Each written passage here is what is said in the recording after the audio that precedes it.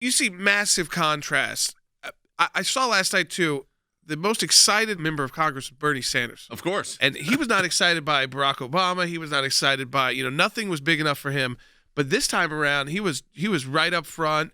He was not falling asleep. He was not, bored. This was like his wish list that you had a so-called uniter with a soft voice go through. So it may not have been delivered the way that Bernie Sanders would deliver it, but a very these are his ideas. Basically, that the government is you are the government, we're indistinguishable. That's China. That's the idea of China and the Communist Party, the Communist Party in China is that the government, the party, the idea is bigger than the individual. So take a listen, because Joe Biden said our Constitution, his interpretation of we the people, is we the government. Take a listen. Our Constitution opens with the words, as trite as it sounds, we the people. Well, it's time to remember that we the people are the government. You and I. Not some force in a distant capital. Not some powerful force that we have no control over. It's us. It's we the people. First of all, I'm going to break this down. As trite as it sounds, we the people? First of all, it's we the people in order to form a more perfect union. That means we the people will form the union. We will establish the government, which is what it says. But we are not the government. And Harry, you and I talked about this from a policy standpoint, and then Andy, you could talk from a historical standpoint. It's completely wrong.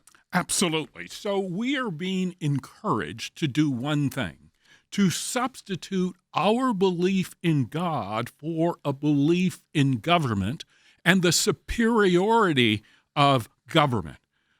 Who could forget, for instance, what Governor Cuomo said with respect to dealing with the pandemic? God had nothing to do with it. In other words, humankind, human innovation, that's all we need.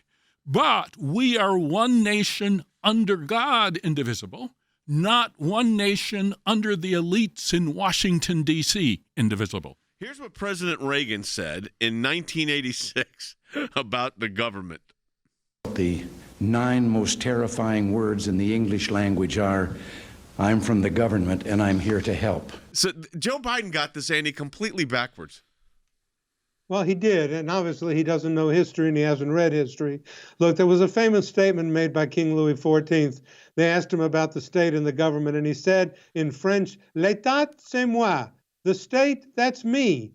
And that is exactly what we fought a revolution against England to prevent from happening. The state is not the government, rather the people. We gave the government limited powers in our Constitution. We retained the sovereignty. We retained the ultimate decision-making authority. We, the people, and the government are not at all the same thing. We have given the government limited powers over us, and we retain the sovereignty ultimately to determine our fate. So when Biden says the government and the people are the same thing, he has obviously never read history and never heard of the French Revolution or the American Revolution for that matter. And to say that about a president of the United States is pretty pitiful.